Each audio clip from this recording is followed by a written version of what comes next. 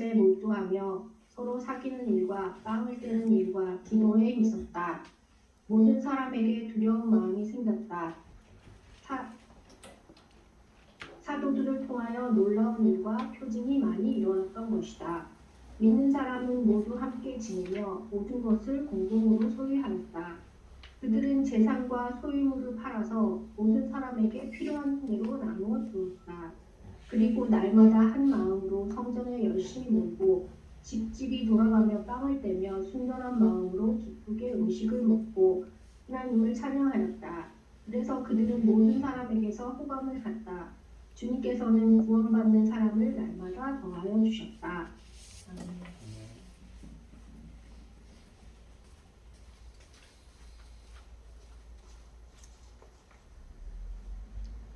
저희가 사도행전 2장 보고 있죠? 사도행전 2장.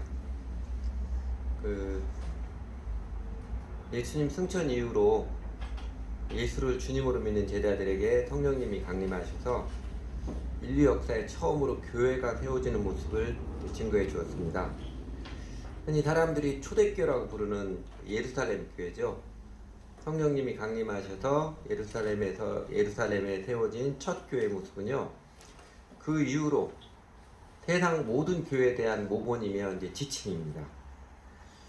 세상의 모든 교회가 그러니까 교회를 세워가는 원리와 지침으로 삼도록 사도행전 2장은 그 초대교회의 모습은 교회는 어떻게 시작하며 그 다음에 교회는 무엇을 하며 그랬을 때 교회는 어떤 현상이 일어나는가를 핵심을 명쾌하게 이제 가르쳐 주었습니다. 그래서 교회의 시작은 그와 같은 도표처럼 37절에 41절까지 주 예수를 믿은 사람들이고 각각 회개하고 예수 그리스도를 주님으로 믿은 사람들이고 그래서 죄사함을 받고 성령을 받은 사람들이고 교회는 사람들이죠. 믿는 사람들이죠. 교회는 모여서 무엇을 하는가? 교회는 모여서 무엇을 하는가? 그 교회의 생활을 가르쳐준 게 딱 42절 한 절이고 또 그랬을 때 교회에는 어떤 현상들이 일어나는가? 하나님께서 어떤 능력을 베풀어 주는가? 교회의 능력을 43절에서 47절에서 가르쳐 주었습니다. 아마 우리 교인들 오래된 사람이 익숙한 도표일 텐데 그래도 다시 중요하니까 반복을 합니다. 지난주에 보았던 37절부터 오늘 40절까지가 교회의 모본이죠.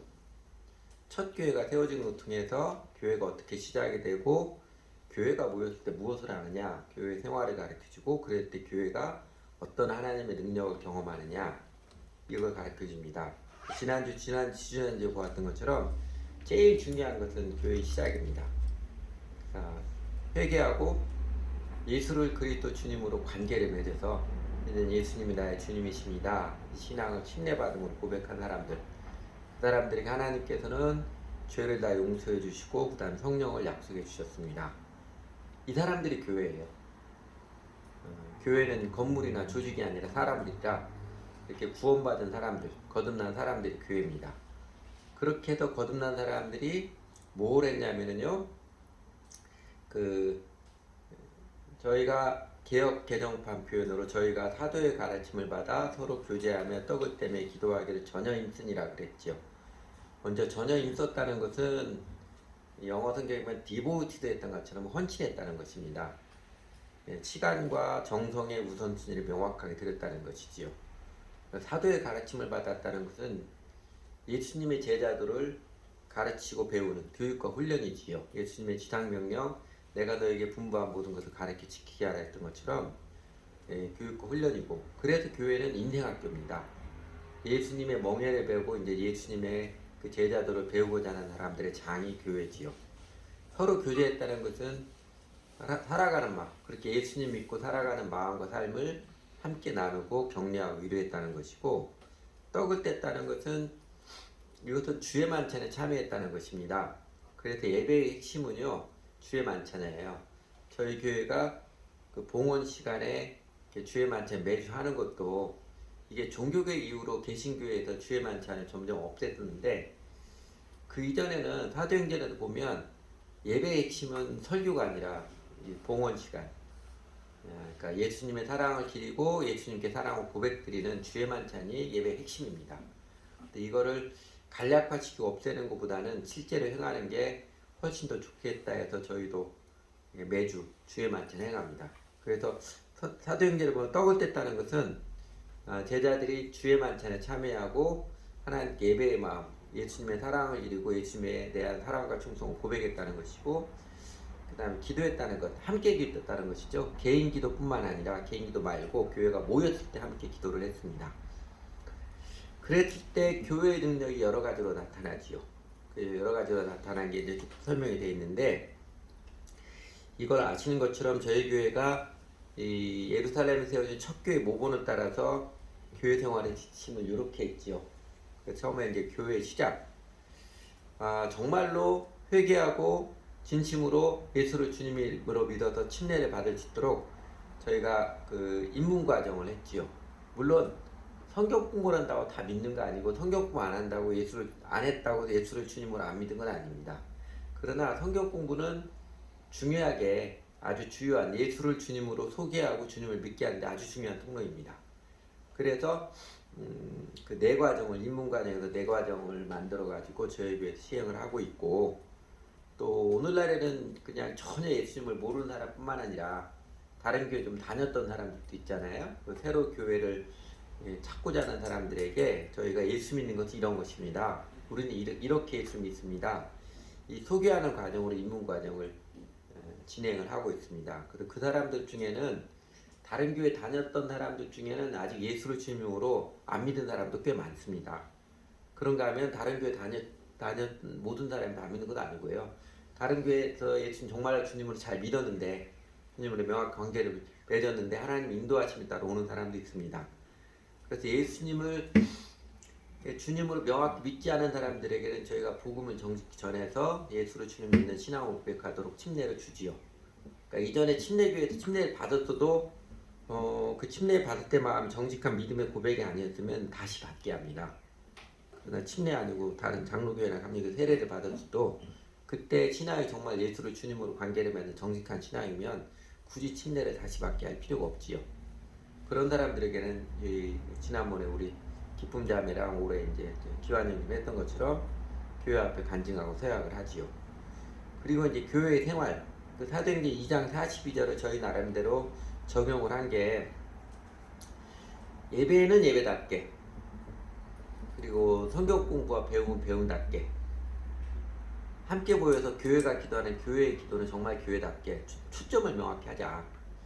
여러분도 느끼셨는지 모르겠지만 저는 이제 신학교로 들어가고 목회를 하다 보니까 이제 저희 교회 처음 시작하기 전에 제가 느꼈던 그런 겁니다. 교회를 처음 시작하면서 어떻게 교회를 시작을 할 것인가 보니까, 제 경험에서 이전에 다녔던 교회들 그리고 다른 교회 다 보니까 대개 교회 모임도 그러잖아요. 주일 예배, 그 다음에 오후 예배, 옛날에는 저녁 예배였고, 그 다음에 수요 기도회, 그 다음에 금요 기도회, 수요 예배 그러는데 사실 네 개가 다 똑같아요. 패턴이.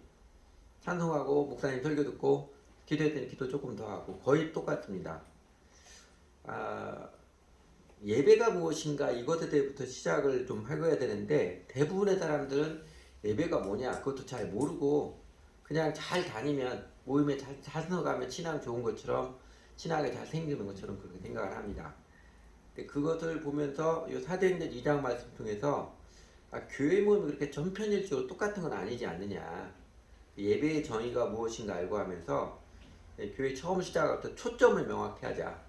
예배는 신앙 고백으로 더 명확하게 예수님의 사랑을 기리고 예수님의 사랑과 충성을 고백하는 봉헌에 초점을 두고, 교회의 기도는 정말 교회가 기도하는 모습을 하자.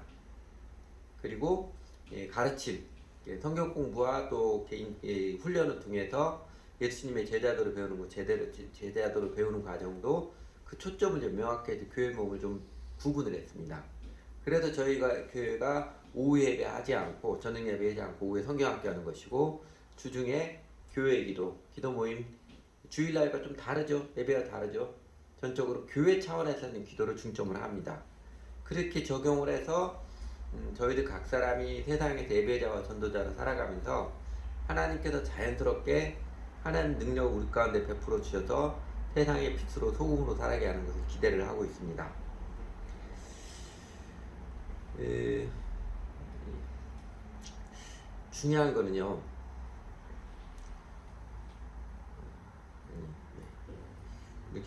중요한 거는 이게 능력 현상을 모방을 해서 능력이 생성되는 것이 아닙니다. 그러니까 하나님 능력이 이렇게 나타나서 오늘 그 사도행전 2장에 이제 검정색 글씨로 된 거예요. 모든 사람이 두려운 마음이 생기고 사도들 통하여 놀라운 일과 표징이 많이 일어나고 믿는 사람들이 함께 지는 모든 것을 공동으로 소유하는 사랑의 공동체 생활을 하게 되고, 그 다음에 주변 사람들, 이웃 사람들에게 호감을 사는, 주변 사람들이 칭찬을 받고 이제 세상의 빛과 소금으로 살아가는 모습이죠. 그래서 주님께서 구원받는 사람을 날마다 더하여 주시는 이 하나님 능력이 나타나는 것을 모방을 해서 그 능력이 일어나는 게 아닙니다. 그 현상을 따라한다고 생명이 생성되는 건 아닙니다. 오늘날에도 거의 모든 교회, 특히 목회자들은 교회 성장을 최고로 목표로 삼고 있어서 어느 교회가 성장했다면 그 교회 따라 생활에 급급하고 난립니다. 근데 사실 여러분, 교회 성장은요, 우리 사람이 용을 써서 이루어지는 거 아니라 그냥 자연적으로 이루어집니다. 그러니까 교회가 교회다운 색깔이 선명해지면 교회 성장은 자연스럽게 이루어집니다. 여러분, 사람의 구원도 예수님이 그랬잖아요. 사람으로는 할 수 없을 때 하나님으로 다 할 수 있느니라 그랬지요. 누가 그러면 구원이 그런 거라면, 예수 믿는 게 그런 거라면 도대체 누가 구원을 받을 수 있겠습니까? 회의적인 질문을 하는 제자들에게 예수님 명확히 가르치셨잖아요. 구원 사람 힘으로 되는 거 아니다. 사람으로는 할 수 없지만 하나님으로서는 능히 다 할 수 있다. 하나님으로 쉽게 할 수 있다. 그런 것처럼 구원받은 사람들의 공동체는, 교회도요, 하나님께서 자연스럽게 세우시는 것입니다. 하나님께서 세우십니다. 인간이 애를 태우고 기를 쓰고 영을 쓴다고 교회가 세워지고 성장하는 거 아닙니다. 교회의 능력, 정확히 표현하면 교회 가운데 나타나는 하나님의 능력이죠. 하나님 능력은 우리 43, 47절에서 본 것처럼 사도행전 2장의 명화에 가르쳐 주듯이 교회의 시작과 교회의 생활의 자연스러운 결과고 자연스러운 현상입니다. 그러니까 이렇게 교회가 시작하고 정직하게 회개하고 예수를 주님으로 믿어 침례를 받은 사람들이 교회를 이루어서 이 사람들이 42절처럼 초대 첫 교회의 모습처럼 정직한 온전한 교회 생활 들어가면 자연스럽게 이런 능력이 나타납니다. 그래서 아니 왜 우리 교회는 표적과 기사가 없냐, 우리도 재산 공동 소유로 해서 살아있는 공동체를 만들어야 되지 않겠느냐. 그럼 다들 뜨악하겠지만 그 다음에 이런 거는 많이 하죠. 열심히 전도해서 이웃 사람을 구원해야 하지 않겠느냐. 이렇게 열심을 해서 힘을 내서 강요해서 사랑의 공동체가 되고 전도가 잘 되는 공동체가 아니라요, 이 사도행전 2장에 가르쳐준 것처럼 교회의 시작과 교회의 생활에 정직하면 자연스럽게 우리 가운데 나타난 하나님 능력에 우리도 감격하고 우리 안에도 사랑의 열정이 넘쳐나고 하나님의 은총의 선물들을 체험하는 기쁨이 넘쳐나서 아주 신나게 힘있게 예수 제자의 삶을 살아가게 되고, 그리고 자연스럽게 주변 사람들에게 주변 사람들 우리 모습 보고 회개하고 예수 믿게 됩니다. 사도행전 2장에서 가르쳐 제일 중요한 게 그거예요. 지금 이제 2년에 걸친 코로나 재난이 이제 거의 끝나가는 과정이잖아요. 이제 끝나가서 교회도 몇 개월 전부터 전면적으로 대면 예배를 시작을 했습니다. 근데 요새 목회자들이 아우성입니다. 왜 아우성이에요? 평균적으로 코로나 이전보다 이제 대면 예배를 시작해서 교회당에 주일날 나오는 교인 수가 평균적으로 60%밖에 되지 않는다는 거예요. 40%가 안 나온다는 거예요. 사실은 코로나 이전에도 한국교회는 90년대 중반부터 성장이 멈추었고 2000년대 들어서면서 한국교회 양적 성장은 쭉 마이너스 현상을 보여왔습니다. 물론 사람들은 일부 큰 교회들, 메가처치들 거기로 쏠림 현상이 있었지만 대부분의 전체적인 교회는 점점 줄어왔어요. 그러니까 목회자들과 교인들이 우리 교회를 성장시키려고 뭐 총동원 전도주의 등 온갖 수단을 동원하고 별별 일을 다 쓰게 해도 백약이 무의했습니다. 점점 추세가 줄어드는 것을 막을 수가 없었어요. 그러다가 코로나는요, 제가 보기에는 하나님께서 이렇게 조금씩 줄어들게 하는 그거를 통해서 또 물론 또 다른 사인들을 통해서 교회가 그러면 안 된다 분명히 깨우치는 메시지가 있었는데 안 들어요. 그러니까 코로나 통해서 충격적으로 확 줄어들게 해가지고서 이래도 정신 못 차릴래 그렇게 말씀하시는 것 같아요. 그런데 교회 한국교회 전체적으로 이렇게 줄어드는 이유 사실 간단하고 명확합니다. 두 가지예요. 하나는 물론 이제 미국 교회 영향을 받은 적인데 한국 교회는 교회 성장을 위해서 교회의 시작 각 사람의 거듭남을 해요. 회개하고 예수를 주로 믿는 그 거듭남을 은혜의 구원이라는 이름으로 너무 간단하고 쉬운 것 아주 요식행위처럼 놔버렸습니다. 영접기도하면 구원받게 돼버리는 그 교회에 나오기 시작하면 교인 등록하다고 돼서 이제 교인 되었다고 하는 너무 쉽게 만들어버렸어요. 그리고 또 하나는 교회 성장을 위해서 초대교회 이 모본 교회 생활의 초대교회 모본인 예수님의 가르침이 정직하기보다는 사람들이 쉽게 교회 한번 나왔다 갈 수 있도록 아주 쉽게 할 수 있는 것으로 암묵적으로 규정화 시켜 놓았고 그러니까 예수 믿으면 주일날 예배 드리면 된다. 이게 거의 암묵적인 인식이잖아요. 그죠? 그래서 주일날 예배에 안 빠지면 예수 믿는 사람 할 것 다 했다. 그렇게 생각하잖아요. 그렇게 암묵적으로 규정해 나왔고 그리고 사람의 심리를 이용하는 흥행 위주로 추구해 왔기 때문입니다. 처음에는 그 약발이 좀 먹히는 것 같습니다. 한동안은 그 약발이 먹히는 것 같아요. 그러나 그게 얼마나 가겠습니까? 예를 들어 여러분도 전에 교회에 그런 경험이 있는지 모르겠는데 총동원 전도주의를 하면은요 그 주에는 평소 교회인의 2, 3배의 사람이 그날 주일날 모입니다. 교회 다니는 거예요. 그날 부처처럼 부쩍부쩍 그래서 모습에 흥분해서 부흥됐다고 좋아하지만은요 그 다음 주 되면 어떻게 돼요? 대개는 2, 3주 되면 원상태로 돌아와 버려요. 아니 어떻게든 일단 교회당에 나오도록 사람을 끌어도 동원해놨는데 이 사람들 마음에 예수님 알아가고 하나님 알고자 하는 마음이 없거든요. 그러니까 일주일에 한 번씩 교회 나오고 이 사람들은 안 나오지요. 교회 전체적으로도 그렇죠. 대한민국 사회가 민주화 투쟁이 한창이 1980년대 초에 개신교는 세상 권력자와 대립하며 교회 성장 어렵다. 전도를 위해서 최고의 과제인 전도를 위해서 불의한 정권이라 할지라도 좋은 관계를 유지해야 한다. 해서 50 정권 조창기도 하고 50 정권 타협을 했습니다. 그래서 그 당시에 50하고 들어와서 야외 집회 데모 못하도록 야외 집회 20명도 허가를 해주지 않았는데 유일하게 개신교에게 여의도에 20만 명이 모이는 집회를 허가를 해줬습니다. 타협을 한 거죠. 그래서 한동안 개신교회는 성장하는 것처럼 보였습니다. 그러나 그게 몇 년 지나갔습니까? 10년도 못 갔어요. 캠퍼스 대학생들 크리스천 비율이 1980년대 중반에 제일 많았습니다. 그때는 약 30%가량이 크리스천 대학생 중에 크리스천들이었어요.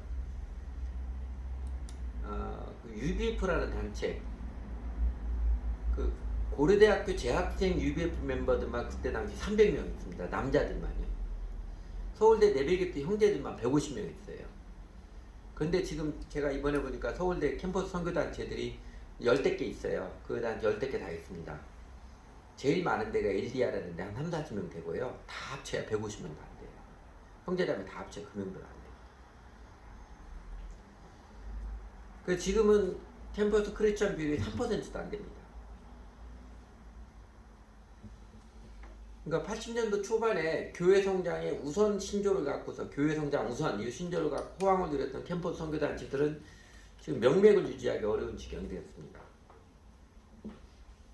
사실 하나님의 나라는 자곡계구하는 중에 잘한다고 하잖아요. 겨자치 하나 심으면 잘하는 거죠. 하나님 나라는 자절로 잘하는데 우리 사람들이 자곡계구하는 중에 하나님께서 잘하게 하시는데 하나님 나라가 자곡계구하는 중에 저절로 잘하듯이 하나님 담은 교회는요 하나님의 보이지 않는 손길로 자연스럽게 성장하게 되어 있습니다. 그러니까 왜 교회가 성장하지 않느냐? 하나님이 자연스럽게 성장시켜 주는데 하나님의 나라를 제대로 담고 있지 않기 때문에 그렇습니다.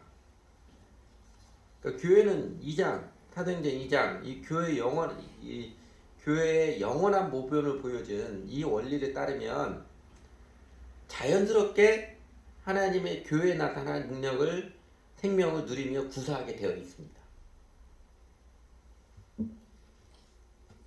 다시 말씀드리면 대한민국 교회가 교회당에 많은 사람을 끌어들이려고 교회의 시작, 각 사람의 거듭남을 회개하고 예수로 주님을 위해 일대일대의 사건, 이 소중한 이 귀중한 거듭남을 영접기도 한번 따라하며 구원받은 사람이 되었다고 쳐주는 이 덤핑 세일 때문에 스스로 천박한 누더기를 뒤집어 쓴 꼴이 되었고, 그리고 지금은 결국은 교회 성장도 마이너스가 된 꼴이 된 것입니다.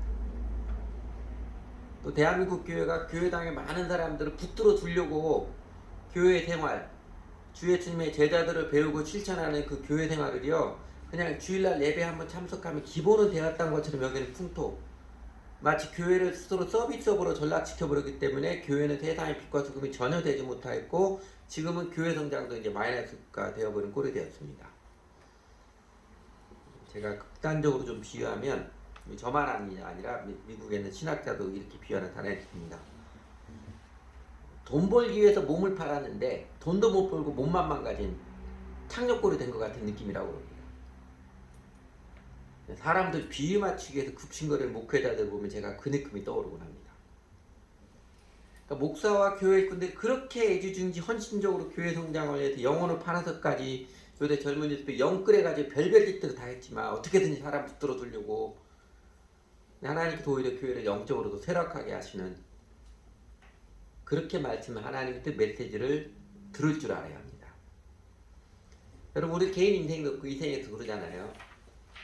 잘 살겠다고 내 나름 별별 노력과 수고를 다 했는데 그래도 잘 살기는커녕 돈도 못 벌고 나이는 점점 늘어가고 근데 몸도 쇠약해지고 되는 일도 없고 사람들 관계도 힘들어지고 영혼은 철해지고 한다면 그 가운데 분명히 하나님께서 깨우쳐주는 말씀을 들을 줄 알아야 합니다. 그러니까 교회 차원에서 보면 하나님의 말씀 사도행전 2장에서 명확히 가르쳐준 바 정직한 교회의 시작과 올바른 교회 생활, 정직한 교회의 시작과 올바른 교회 생활, 이 영혼의 원리를 따라야 하나님 능력이 나타남을 자연스럽게 경험을 합니다. 개인적으로도 마찬가지죠. 하나님 말씀 명확히 가르쳐준 바 정직한 믿음의 시작과 올바른 신앙생활, 그죠? 정직한 믿음의 시작, 올바른 신앙생활, 이 영혼의 원리를 따라야 삶에서 하나님의 능력의 은혜를 체험을 하고 영생을 누리며 살아갑니다. 그래서 예수 믿는 게 이렇게 신나는 것이구나 체험하면 아는 것이지요. 그러니까 정직한 교회 시작과 올바른 교회 생활을 개인이든 공동체든 지키고 추구해가면요, 교회의 능력은, 교회 가운데 나타난 하나님의 능력은 살아계신 하나님 확실한 손길을 입어서 자연스럽게 나타내야 되고 있고 교회는 자연스럽게 성장하게 되어 있습니다. 교회의 능력은 교회의 정신을 곧게 또 굳게 지킬 때 자연스럽게 체험됩니다. 그래서 교회의 정직, 크리스천의 하나님 앞에서 정직은요, 하나님의 능력을 경험하기 위한 교회의 생명입니다.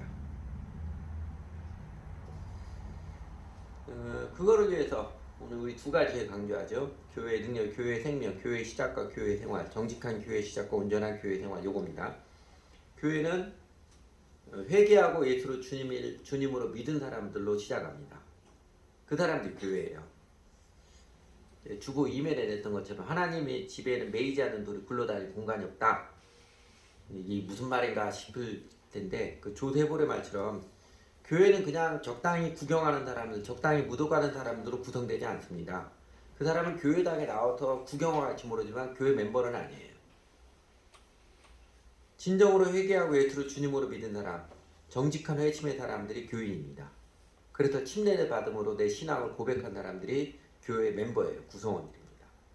그래서 저희 교회가 교인 서약을 하고 교인을 구분하는 것입니다. 한 사람 한 사람 교회 온전한 가족에 대해서 간증을 하게 하고 또 침례를 받고 이전에 침례를 받은 사람들은 교인 서약에서 교회 가족이 되게 하는 것입니다. 그래가지고 그 교회에 남아있을 사람, 다닌 사람 누가 있겠냐? 이 비아냥서 적지 않게 들었습니다. 아마 우리 교회 다니면 그 주변에도 우리 교회 다녔던 사람들에게서 들었을 거예요. 그러나 여러분, 교회는 하나님의 가르침의 정직이 생명이니라. 그리고 우리가 믿는 바 하나님은 살아계신 하나님이시니라. 각 사람이 분명한 회심을 통해서 간증을 하며 예수 그리스도 나의 주님이십니다. 저는 이제 예수를 위해 살아갑니다. 신앙 고백을 명확히 하는 사람, 거듭난 사람, 교인으로 인정을 해야 합니다. 이 회개와 믿음, 회심에 대해서는 지난주, 지난주에 말씀드렸으니까 오늘은 올바른 교회 생활에 대해서 중점해서 말씀드리겠습니다. 다시 반복하면요, 신앙생활은 일요일에 예배에 한번 참석하면 된다는 종교 의무 수행이 아닙니다. 대한민국 현대 기독교 문화인식이 이것이잖아요. 대부분 주변에 교회 다니는 사람들, 교회 예수 믿는다고 하면 최소한 일요일에 예배 드리면 되었지 이렇게 생각하잖아요. 암묵적으로. 다른 거는 열심히 있으면 하고 안 해도 되고 뭐 이러잖아요. 네, 대한민국 현대 기독교 문화인식이 이것이지만 지금은 이를 저돌적으로 돌파할 멧돼지가 필요한 때입니다. 그 주보 이면에 그 이태규 한국일보 논설위에 쓴 교회에 띄어든 메시지, 그 짧은 글에 저는 굉장히 통쾌함을 느꼈습니다. 그 여러분도 이미 보신 분들 있으면 꼭 보십시오. 믿음이 예수님의 멍에를 베고 예수님을 배우는 그 인생으로 헌신이라면요, 믿음 생활은 당연히 사도행전 2장 41절은 헌신적으로 하는 것이지요. 뭐든지 다 교회에서 하는 여러 가지를 통해서 뭐든지 다 교회만 하는 그게 헌신이 아니에요. 그러나 교회 생활을 통해서 정직한 교회를 통해서 예수님의 제자들을 배우는 헌신적으로 참여하는 것이 올바른 교회 생활입니다. 그래서 마음의 정성과 시간과 재물의 우선순위 명확히 들어서 교회 생활에 들어가는 게 올바른 신앙생활입니다. 신앙생활, 전인격적인 삶을 예수님으로부터 배우는 과정입니다. 사도행전 2장 42절처럼 주 예수님의 사랑과 헌신의 관계를 확인하고 고백하는 예배, 그 다음에 제자도를 배우고 훈련받는 가르침, 그 다음에 이 땅에 존재하는 교회, 하나님 나라의 전초기지로 통로로서 하나님의 통치가 이 땅에 임하도록 교회가 기도하는 기도회, 그리고 교회 가족들이 서로 마음과 삶을 진솔하게 나누고 서로 격려와 위로하는 교제, 이 네 가지가 분명히 함께 있어야 합니다. 그리고 이것은요, 그 존 스타트 목사님이 그 전도서에 나와 있는 하나님이 때를 따라 모든 것을 아름답게 지으시고 사람에게는 영혼을 사모하는 마음을 주셨느니라. 그 영혼을 사모하는 마음을 세 가지로, 인간이 갖고 있는 세 가지 갈망으로 해석을 했지요. 초월의 갈망, 의미의 갈망, 사랑에 대한 갈망, 이 세 가지로 해석을 했는데, 그 말은요, 사람은요, 그 초월의 갈망, 의미의 갈망, 사랑의 갈망이 충족되어야 그 심정이 평안과 만족을 누리고 살아갈 힘과 용기, 거룩한 열정과 생명력을 누립니다. 이 궁극적인 갈망, 영혼의 갈망이 충족이 되어야 사람은 비로소 행복하게, 힘있게, 보람있게 살아가는 영생을 누립니다. 그런데 하나님이 사도행전 2장에서 성경을 통해서 그 예루살렘 모본을 통해서 가르쳐 주신 것, 교회 생활은 우리 신자들이 이 영적인 갈망들, 영혼의 갈망들을 계속해서 충족해 누려가도록 그렇게 하나님께서 배려해 주신 것입니다. 직접적으로 딱딱 칼로 무자르듯이 갈라지는 건 아니지만 올바른 교회 생활, 그 예배와 그 다음에 함께 기도하는 기도회를 통해서 우리는 하나님의 손길들을 경험하는 초월의 갈망을 경험하고, 그 다음에 사도들의 가르침이죠. 명쾌한 가르침들을 통해서 인간은 이런 존재고 세상은 이렇고 하나님이 이런 분이시다. 의미의 갈망, 깨달음 얻게 되는 의미의 갈망이 충족되어지고, 그 다음에 연약한 사람들로 정직한 마음의 이야기, 삶의 이야기 함께 나누고 서로 격려하고 위로하는 가운데 사랑받는 존재인 사랑의 갈망을 충족시켜줘 갑니다. 형식적인 예배, 그러니까 종교 의무 땜질러서 예배 구경하는 것도 아무런 힘이 되지 못합니다. 그리고 또 예배는 드리지만 내 마음과 삶의 나눔, 교제가 없는 신앙생활은요, 그 심령의 허전함, 그 다음에 심령의 깡마름 헤어나오지 못합니다. 그러니까 그래서 삶의 능력 경험 못할 거예요. 그리고 하나님 나라가 이 땅에 임하도록 함께 기도하는 이 교회의 기도에 참여가 없는 교회 생활은요, 이기적인 틀을 못 벗습니다. 기도해도 결국 나하고 내 가족 필요만 기도하지 그 마음에 넓혀주시는 이기적인 의무를 벗어나지 못합니다. 그리고 사람의 마음과 삶에 그 이기심의 틀이 있는 한요, 하나님의 은혜의 체험, 생수의 강이 넘쳐나오는 생명의 환희는 전혀 경험하지 못합니다. 그리고 이기심에 사로잡혀 있는 한 아무리 종교의식 열심히 해도요, 하루에 며칠간씩 기도해도 결국은 내 사업 잘 되고 내 자녀들 성공하고 이것만 열심히 기도하면요, 불안과 두려움에 대해 계속 매일 수밖에 없습니다. 하나님 나라가 이 땅에 임하도록 내 자신을 초월해서 넘어서서 예수님을 같이 기도하는 삶에 들어갈 때 성령님이 처음에 낯설죠. 처음에 내가 계속 이기적인 삶을 살아왔으니까 처음에 낯설지만 내 마음을 넓혀가 주신 것을 경험을 합니다. 그래서 저희 교회가 일요일에 예배의식 한번 참여하면 그리스도의 기본적인 의무는 다 했다 이렇게 쳐주는 대한민국 보편적인 교회 관습 문화를 거부하고 신앙 고백으로서 예배의식과 함께 가르침을 받는 성경학교, 그리고 하나님 나라가 임하도록 함께 기도하는 교회 기도에 헌신적으로 참여하기를 강조하는 것입니다. 성경의 가르침에 정직해야 성경의 약속대로 하나님의 능력을 경험해서 신바람나게 살고 세상을 이기며 세상에 하나님 나라가 임하는 영광에 참여하는 행복과 보람을 누리며 사니까 그렇습니다. 조금 더 하나씩 더 자세히 설명하면 초대교회에 떡을 떼며 모습이죠. 초대교회 이제 이건 우리 교회 모습이고, 여기 보면 초대교회 떡을 떼며 모습. 그 초대교회 떡을 떼며 모습은요, 초대교회 이제 역사적 고증들을 살펴보면 그 주의 만찬에 참여하는 것과 함께 그 다음에 그 음식을 나누어 먹는 공동 식사가 함께 있었습니다.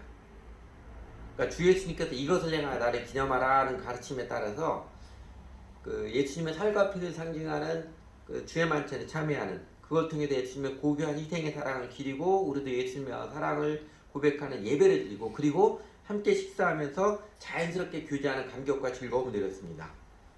이건 딱 저희 교회가 주일날 지내는 모습이죠.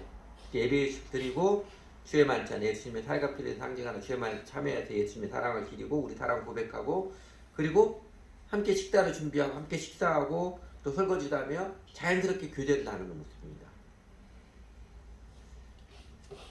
그리고 초대교회 주된 일은요, 저희가 사도의 가르침을 받아야 했던 것처럼 사도들로부터 가르침을 받는 일. 이제는 예수를 주님으로 믿는 예수님의 제자로서 인생을 어떻게 살아갈 것인가, 다른 사람과 어떨과 관계하며 살아갈 것인가, 인생의 목적은 무엇에 설정할 것인가, 예수님의 제자들로 배우는 일이었습니다. 여러분, 사도들이 새롭게 교인이 된 사람들이 뭘 가르치겠어요? 그 11명의 사도와 또 한 명 보충한 12명, 그 다음에 120명. 이 사람들이 새롭게 3,000명이 된 교인들이 뭘 가르치겠습니까? 그들이 예수님으로부터 배웠던 제자도 하나님 나라 비전 그대로 가르치고 그대로 배우고 하지 않았겠습니까? 그 예수님의 가르침 한마디로 요약하면 제일 큰 계명이죠. 제일 큰 계명이 요약해진 바, 이제는 하나님을 제일 사랑하며 살아가는 삶, 그리고 이웃을 내 자신처럼 사랑하며 살아가는 삶, 그렇게 사랑으로 살아가는 마음과 지혜, 사랑의 인생을 가르치고 배웠습니다. 저희도 설교를 듣고 성경학교에 참여하고 때로는 이렇게 서로 교제하고 권면하는 것 통해서 배움의 초점은요, 이제는 내가 욕심대로 살지 않고 내 아직대로 살지 않고 하나님을 사랑하고 이웃을 사랑하는 그 마음과 삶을 배우는 과정입니다. 욕심대로 자아 고집대로 살던 태도와 습관을 버리고 이 사랑으로 살아가는 태도와 지혜, 그 마음과 삶을 배워감이 교회 생활의 핵심이지요. 그러면서 하나님께서 함께 하셔서, 살아계신 하나님께 내 삶에 함께 하셔서 생명을 내려주고 도와주신 것을 경험하면서 우리는 더욱 신나는 것이죠. 그리고 교회의 기도. 여러분이 예루살렘 이렇게 초대교회 사람들이 모여서 무엇을 기도했겠습니까? 오늘날 교회들처럼 사도행전 2장에서 이 성령님 내렸으니까 우리에게도 성령을 내려주시 막 기도했겠습니까? 우리 사도행전 2장 봤지만 그들은 그런 기도 안 했어요. 이미 성령 받았거든요. 그런 기도 안 했습니다. 아니면 구약시대 유대교회에서도 기도가 중요한 의식이었잖아요. 그러면 사도들이 이제 회개하고 예수를 주님으로 믿은 사람들에게 새로운 기도, 유대교 기도 문화를 가르치겠습니까? 우리 유대 민족만 잘 되게 해주십시오. 세상 모든 나라 비집보다 우리가 다시 다윗의 왕처럼 제일 강건한 나라가 되도록 그거 열심히 기도했겠습니까? 그거 가르치지 않았겠죠. 사도들이라 제자들이라 당연히 예수님과 함께 있는데 예수님이 기도에 대한 가르침, 예수님의 기도 가르쳤겠지요. 그리고 여러분 예수님에 대한 기도, 예수님의 기도에 대한 가르침이 명확하잖아요. 어떻게 기도할 것인가? 거기에 대한 가르침이 명확하죠. 이방인들 기도처럼 하지 마라. 기도 행위를 통해서 자기 만족이나 자기 과시하는 잘못된 길로 빠지지 말고 이거 가르쳤잖아요. 하나님 앞에 정직하게 그리고 지속적으로 기도의 삶을 살아라. 이렇게 가르쳐 주셨습니다. 무엇을 기도할 것인가도 가르쳐 주셨지요. 뭐 기도하랬어요? 주기도문 가르쳐는 무엇을 기도할 건 가르쳐 준 것입니다. 주기도문에도 가르쳐 준 것처럼 주님의 이름이 거룩히 여김을 받으시며 하나님 나라가 임하시며 뜻이 하늘에서 이룬 것이 땅에서 이루어지이다. 기도에서도 하나님의 나라를 먼저 구하라고 가르쳐 주셨습니다. 그러니까 초대교회가 우리 자녀들 성공하게 해달라고 내 사업 잘 되게 해달라고 모여서 아주 간절히 기도하고 기도에 그렇게 헌신하지 않았습니다. 초대교회 우리 성령 충만하게 해달라고 떼쳐서 기도하지도 않았어요.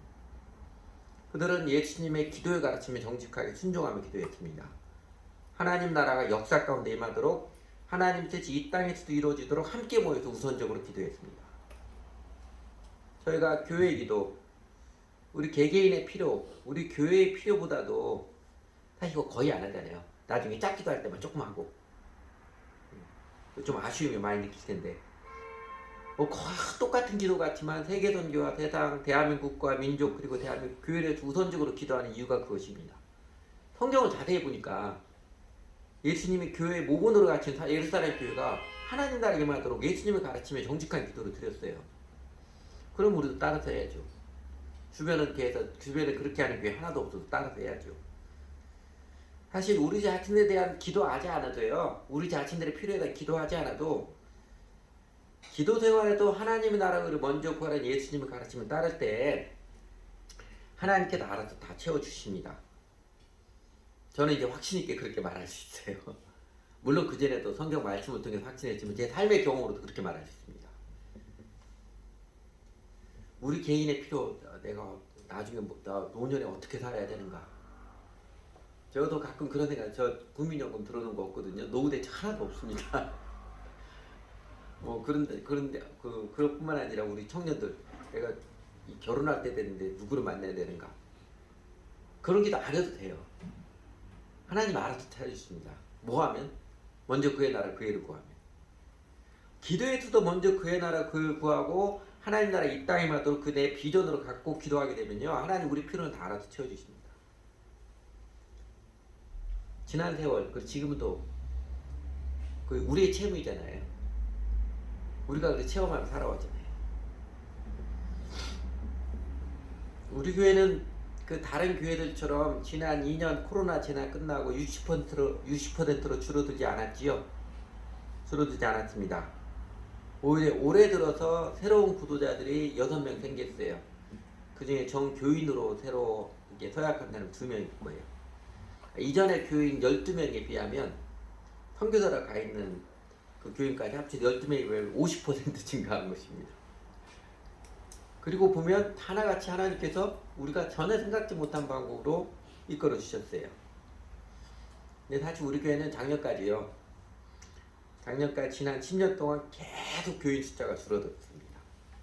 주고 통계를 보니까 우리 교회가 주일날 교회당에 제일 많이 모일 때가 딱 10년 전이에요.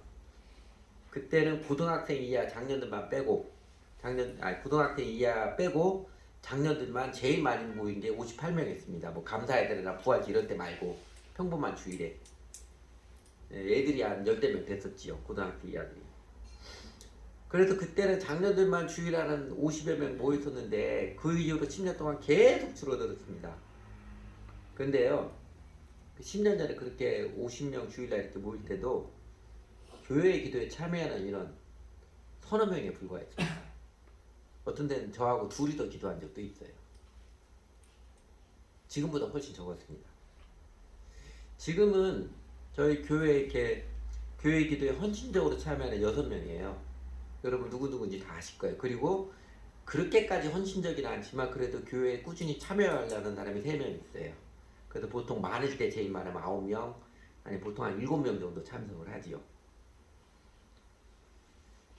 그 10년 동안 저희 교회는요, 저는 제가 보기에는 정직하죠. 그냥 일요일에 예배 한번 참여하면 되었지라는 한국교회 타성과 싸웠습니다. 내가 교인들 다 떠나가도 그 적당한 종교인 생활 용납하지 않는 내적인 외적 투쟁을 계속 해왔습니다. 그 내적 투쟁은 제 마음에서도 계속 그 갈등들이 있어요. 그게 내적 투쟁이고, 외적 투쟁은 우리 교인들 중에서도 그 직접적으로 말하는 사람도 있고, 직접적으로 말하지 않아도 목사님 조금만 좀 양보를 하면 교인들 줄어들지 않을 텐데, 그 투쟁을 해왔습니다.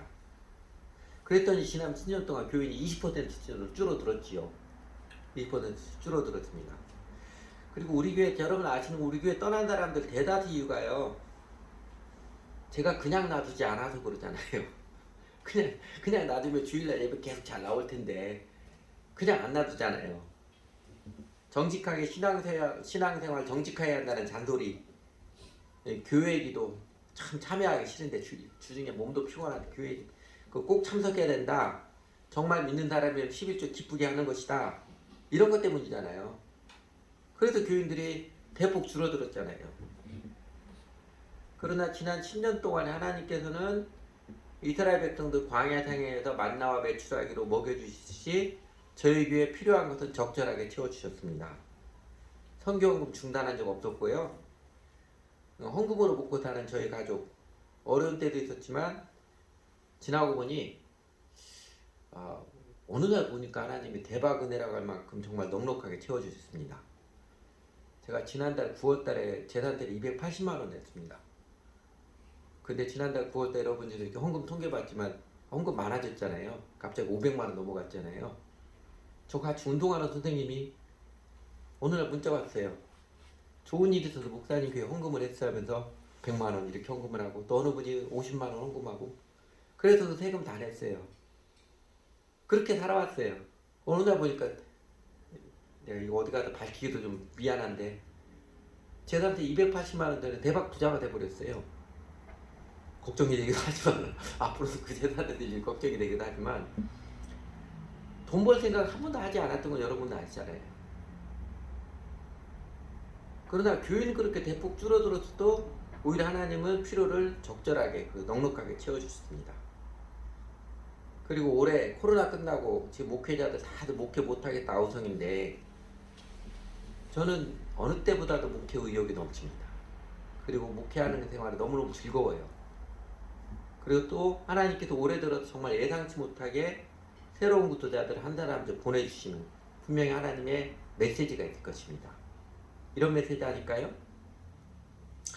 아직 우리 교회 오래된 교인들, 제가 이렇게 신앙생활 이렇게 해야 됩니다, 예수님 이것입니다 아무리 강조해도 마음으로 10분 따르지 않고 자기 판단이 옳다고 여기는 사람도 있고, 제가 그렇게 노래를 불러도 아직도 주일에 예배에 참석하면 되었지라고 여기는 끄떡도 안 하는 사람도 있지만요, 그래도 정직한 믿음과 올바른 교회 생활, 이 가치를 알고 확신하고 마음을 같이, 이제는 마음을 같이 참여하는 몇몇 형제들이 팀워크를 이루어가는데 하나님께서 인정해 주시고 격려해 주시는 증거들이라 받아들입니다. 틀리지 않았다. 당장한 교인들 많이 떠나가도 그 길 틀리지 않았다. 꿋꿋이 가라. 요 격려의 손길 아닐까요? 교인들 떠나간 거 그거 아무것도 아니다. 아무리 영적으로 척박한 시대라 할지라도 회신자들, 정직한 제자들 붙여주는 것 나 하나님께는 일도 아니다. 그러니까 더 용기를 내서 정직한 교회 시작, 온전한 교회 생활 꿋꿋이 견지해가고 들어가라. 나 하나님이 하나님의 능력이 뭔지 보여줄 테니까 변질되지 말고 사람 비위 맞추려 연연하지 말고 계속해서 정도를 추구하라. 제가 듣는 하나님의 음성입니다. 그리고 올해 희한한 일을 통해서 우리 모두에게 들려주신 하나님의 메시지일 것입니다. 그러므로 우리는 각 사람이 회개하고 예수를 주님으로 믿는 정직한 회심, 절대로 쉽게 대충 가볍게 하지 않을 것입니다. 정직하게 복음을 전하고 이 사람 한 사람 각 사람이 온전한 회심을 하도록 제가 기도하며 사랑으로 복음을 정성을 다해서 수고를 들여서 복음을 전하고 도울 것입니다. 예수 그리스도는 나의 주님이십니다. 저는 주 예수님을 사랑하는 인생입니다. 이 신앙 고백을 기쁘게 명확히 하는 사람에게 저희가 침례를 줄 것이며, 그리고 저희에게 교인으로 받아들일 것입니다. 말로만이 아니라 정말로 마음의 정성과 시간과 재물의 우선순위 명확히 드리는 예수님 배우고 따르기에 헌신한 사람에게 침례를 주고 교인으로 받아들일 것입니다. 그런 사람이 되도록 우리가 기꺼이 또 사랑을 쏟아 부어야지요. 그리고 온전한 교회 생활. 초대교회 사람들이 사도의 가르침 받아서 서로 교제하며 떡을 떼며 기도하기에 헌신했듯이 예수를 주님으로 믿고 주 예수님께 드려진 사람들이 예배와 성경학교, 그 다음에 교회기도 중심에 교회 생활에 헌신하며 그렇게 살아가며 그렇게 헌신된 사람들을 하나씩 세워갈 것입니다. 여러분, 학교, 직장은 우선순위 당연히 지키지요. 네, 정직한 그리스도인은요, 하나님께 충성이 직장생활보다 우선입니다. 구약성경에 보면 하나님이 말라기에서 그렇게 깨우치는 게 그것이지요. 우리는 무슨 일 있으면 교회 모임 쉽게 빠져버리잖아요. 교회 모임 빠지면 절대로 안 된다 그런 건 아니에요. 그런 건 아닌데, 그런데 직장은 그렇지 않잖아요. 우리 쉽게 교회 모임 예배 시간이든 뭐든 쉽게 늦잖아요. 근데 직장 그렇게 하나요? 안 그러잖아요. 그거는 우리 마음이 하나님보다 내 돈 버는 직장이 더 중요하게 여기기 때문에 그래요. 그렇다고 교회가 막 모임을 팍 해가지고 무조건 막 교회만 하라. 이거는 잘못된 가르침입니다. 그러나 사도행 2장에서 명확히 모본을 보여주셨던 것처럼 예배하고 그 다음에 주님을 배우는 성경학교 시간 그리고 교회 기도 시간 이 시간은 우선순위로 들어가는 게 정직한 신앙의 모습이죠. 우선순위라는 것은 천재지변이나 직계가지고의 관훈상제 이런 거 아니면 한결같이 들어가는 것입니다. 그죠? 직장생활 그러잖아요. 직장에 가서 정당한 사회 뭐 병가나 직장 안 나와도 되는 사회가 천재지변이 났거나 그 다음에 직계가지고의 관훈상제 있으면 뭐 안 해도 충분히 용납하잖아요. 우리가 예수님을 정말로 주님 믿고 따른다면 교회 생활을 통해서 주님을 배우는 그 시간도 마찬가지예요. 그 이상이지요. 또 그렇게 했을 때 그것 때문에 뭐 직장 생활도 소홀히 하고 인생 망치고 그런 사람은 없어요. 오히려 그렇게 정직한 생활을 통해 하나님을 경험합니다. 하나님이 살아계셔 내가 공부하는 것도 직장 생활하는 것도 하나님의 보이지 않는 데로 도와주심을 경험을 하지요. 그리고 이 믿음을 지킴에 따르는 한 어쩌면 우리 교회 모든 가족들이 요 교회 생활의 모본을 가리는 사도행 2장에 따라서 교회 시작과 교회 생활을 그러니까 정직한 교회 시작, 온전한 교회 생활을 지켜가는 한 마침내 우리 교회를 통해서 또 하나님의 능력이 나타날 것입니다. 지금까지 하나님께서 조금씩 나타내 주셨지요. 지금까지 하나님 조금씩 나타내 주셨지만 어쩌면 우리 교회 모습 마찬가지죠. 아직 온전하지 않은 그러나 우리가 온전한 교회 생활 또 정직한 교회 시작 이 모습 지켜갈 때 하나님의 능력이 어떤 모습으로 나타날지는 모릅니다. 사실은 이게 시작입니다. 하나님께서 하나님 능력을 나타나는 날에 그 감격스러운 날에 저희가 소외되지 않고 한껏 기뻐하며 참여할 수 있도록 여기까지 인도하신 하나님의 손길에 감사하면서 정직한 믿음과 온전한 신앙생활 기쁘게 헌신적으로 들어가 봅시다.